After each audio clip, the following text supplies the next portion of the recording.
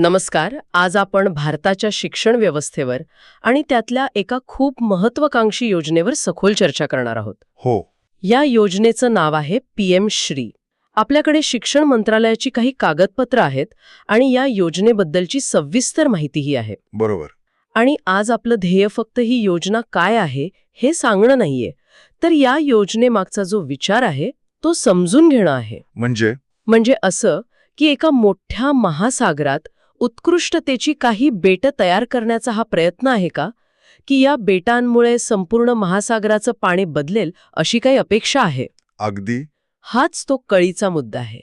चला तर मग या मोठ्या चित्राची सुरुवात कुठून होते ते पाहूया. नक्की. पीएम श्री योजना ही नवीन राष्ट्रीय शैक्षणिक धोरण 2020चा एक भाग आहे, हे तर स्पष्ट आहे. पण या धोरणांना जमिनीवर आणणारी जी यंत्रणा आहे ती कशी काम करते, सुरुवात शिक्षण मंत्रालयापासूनच करूया का? हो, उत्तम आयडिया आहे. कारण नुकतंच त्यांच्या नावात एक मोठा बदल झालाय. त्यामागे एक इतिहास आहे. हो, आणि हा बदल फक्त नावापुरता नाही आहे. त्यामागे एक वैचारिक बदल दडला आहे. अच्छा. म्हणजे बघा, 1985 मध्ये शिक्षण मंत्रालय हे नाव बदलून मानव संसाधन विकास मंत्रालय असं करण्यात आलं होतं. हो, राजीव गांधींच्या काळात. अगदी. यामागे विचार असा होता की माणसं ही देशासाठी एक संसाधन आहेत, एक रिसोर्स आहेत, ज्यांना अर्थव्यवस्थेसाठी विकसित करायचंय. पण नवीन शैक्षणिक धोरण 2020 आल्यानंतर हे नाव परत शिक्षण मंत्रालय झालं. म्हणजे आता आपण माणसांना फक्त रिसोर्स म्हणून नाही बघत. बरोबर. आता त्यांच्या शिक्षणावर आणि सर्वांगीण विकासावर लक्ष केंद्रित केलं जातंय. हा त्यामागचा दृष्टिकोन आहे. आणि या मंत्रालयाला सल्ला देण्यासाठी एक खूप जुनी आणि महत्वाची संस्था आहे ना. हो, CABE म्हणजे central advisory board of education. ही संस्था केंद्र आणि राज्यांमध्ये शिक्षणाच्या बाबतीत एक पूल म्हणून काम करते. खूप जुनी संस्था आहे ही. तर मग शिक्षण मंत्रालय धोरण ठरवतं आणि CABE सारख्या संस्था सल्ला देतात. आता नवीन शैक्षणिक धोरणात एक मोठी शिफारस आहे. GDPच्या 6% हो, देशाच्या एकूण GDPच्या 6% रक्कम शिक्षणावर खर्च व्हावी. ही खूप मोठी रक्कम आहे. पण प्रश्न हा आहे की हा पैसा कुठे आणि कसा वापरला जाणार. आणि मला वाटतं इथेच पीएम श्री योजनेची भूमिका सुरू होते. नक्कीच. PM श्री म्हणजेच प्रधानमंत्री स्कूल फॉर रायझिंग इंडिया ही योजना म्हणजे त्या 6% खर्चाच्या शिफारशीचं एक मूर्त स्वरूप आहे. म्हणजे एक प्रत्यक्ष अंमलबजावणी. हो, ही एक केंद्र पुरस्कृत योजना आहे आणि तिचा उद्देश देशभरातल्या 14,500 पेक्षा जास्त सरकारी शाळांना निवडून त्यांना एक वेगळा दर्जा देणं हा आहे. या शाळा म्हणजे नवीन शैक्षणिक धोरणाची एक प्रकारे प्रयोगशाळा असतील. प्रयोगशाळा हा शब्द खूप महत्वाचा आहे. म्हणजे इथे जे यशस्वी होईल ते नंतर इतर शाळांमध्ये लागू केलं जाईल अशी अपेक्षा आहे. बरोबर. याची घोषणा 5 सप्टेंबर 2022 म्हणजे शिक्षक दिनी झाली होती. पण या योजनेसाठी जो प्रचंड निधी लागणार आहे तो कोण देणार? सगळा भार केंद्रावर आहे का? नाही, आणि ही एक महत्वाची गोष्ट आहे.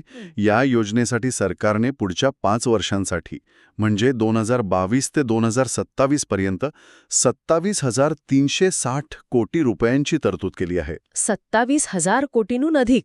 हो, पण यातली 60% रक्कम केंद्र सरकार देईल आणि उरलेली 40% रक्कम संबंधित राज्य सरकारला द्यावी लागेल. अच्छा, म्हणजे ही एक भागीदारी आहे. हो, यामुळे राज्यांची जबाबदारीही निश्चित होते आणि त्यांना या योजनेत आपलं स्थान वाटतं.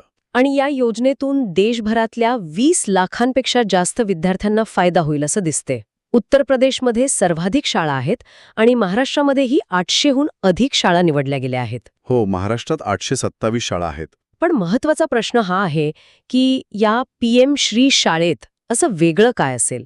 एखाद्या विद्यार्थ्याला किंवा पालकांना तिथे कोणत्या सुविधांची अपेक्षा करता येईल? खूप काही. एकतर या शाळा पूर्व प्राथमिक ते 12वी पर्यंत असतील. म्हणजे विद्यार्थ्याला सारखी शाळा बदलायची गरज पडणार नाही. हा एक मोठा दिलासा आहे. दुसरं म्हणजे, आणि हे खूप महत्वाचं आहे, या शाळा ग्रीन स्कूल म्हणून विकसित केल्या जातील. एक मिनिट, ग्रीन स्कूल हा शब्द आपण खूप ऐकतो, पण याचा नेमका अर्थ काय? म्हणजे फक्त शाळेत भरपूर झाडं लावणं की त्याहून अधिक काही आहे? खूपच अधिक.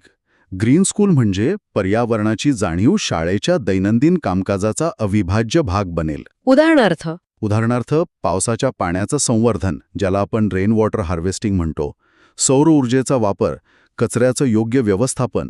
आणि हे फक्त सुविधांपुरतं मर्यादित नाही. म्हणजे अभ्यासक्रमातही याचा समावेश असेल? अगदी.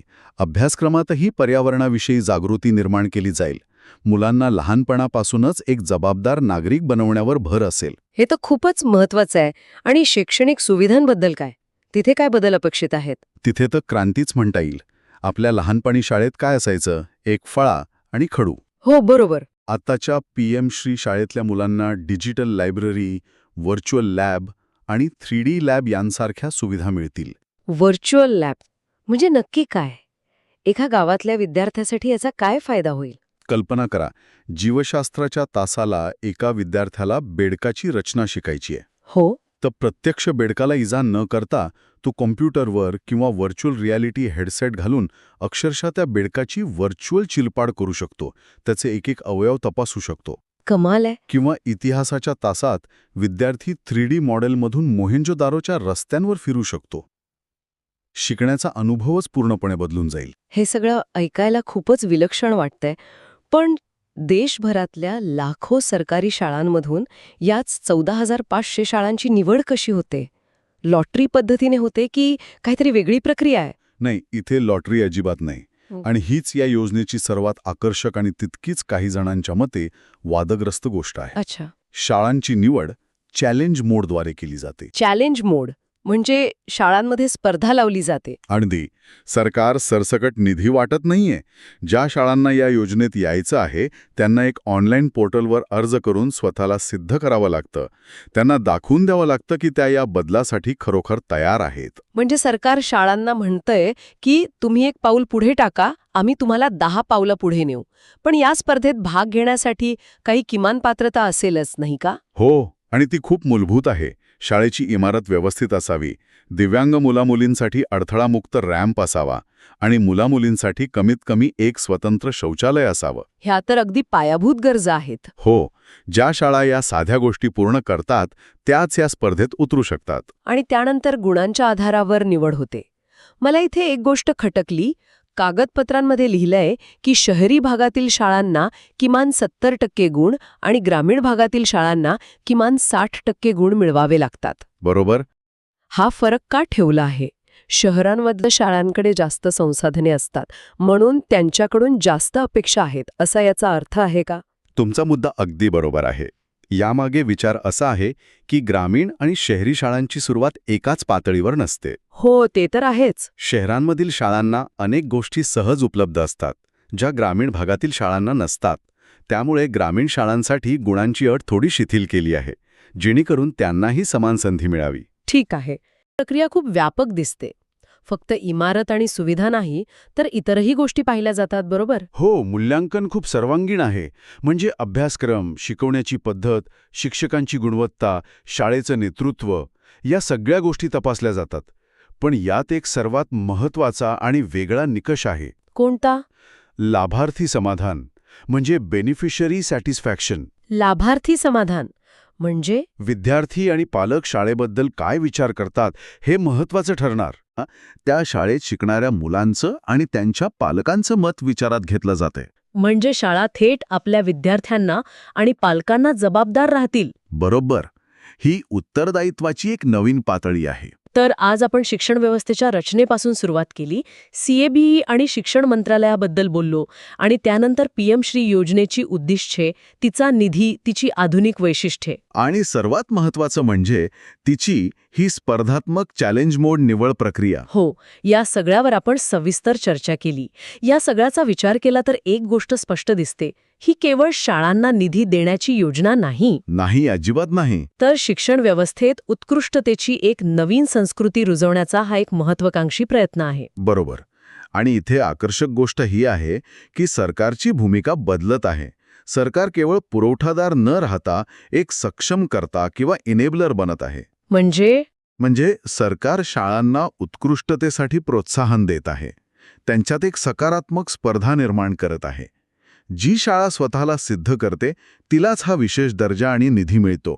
हा प्रशासनातील एक मोठा बदल आहे. अगदी. आणि या चर्चेच्या शेवटी श्रोत्यांसाठी एक विचार मनात येतोय. या योजनेतून देशभरात 14,500 पेक्षा जास्त आदर्श शाळा तयार करण्याचं ध्येय आहे, जे खूपच कौतुकास्पद आहे. यात काही शंका नाही. हो. पण विचार करण्यासारखा प्रश्न हा आहे की ज्या हजारो शाळांची निवड होणार नाही, त्यांच्यावर या मॉडेल स्कूलचा काय परिणाम होईल? हाच खरा कळीचा मुद्दा आहे. या आदर्श शाळा त्यांच्या आसपासच्या इतर शाळांसाठी आणि संपूर्ण शिक्षण व्यवस्थेत बदलासाठी दीपस्तंभ म्हणून काम करतील, की त्या केवळ एका मोठ्या सर्वसामान्य व्यवस्थेतील उत्कृष्टतेची बेटं बनून राहतील, यावर विचार करायला हवा.